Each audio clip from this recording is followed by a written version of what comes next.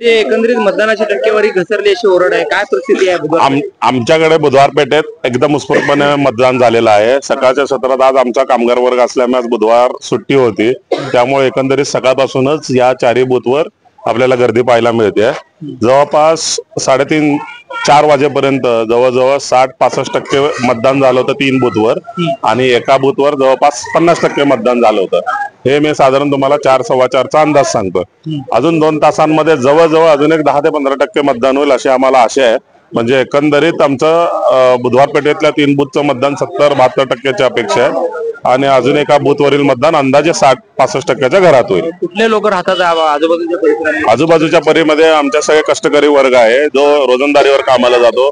सकाळी रोज कामाला जाऊन संध्याकाळी रोजच्या वेतनावर जातो आणि आज बुधवार असल्यामुळे सुट्टी होते, त्यामुळे दिवसभरापासूनच अगदी आपल्याला गर्दी पाहायला मिळते। आणखीन 1 तास उरलेला आहे, अजून टक्का वाढेल? आणखून 1 तासात जवळपास मला वाटतं 5 ते 7% मतदान होईल अशी आम्हाला आशा आहे। उत्तर मध्ये डबल फाईट आहे, कसं असेल? उत्तर मधलं एकदम जोरदार आम्हाला फाईट दिसते, कारण सगळ्या बूथचा एकंदरीत जो अंदाज घेतला जवळजवळ दोन्ही पार्टीज सोबतच चाललेला तसा दिसत आहेत।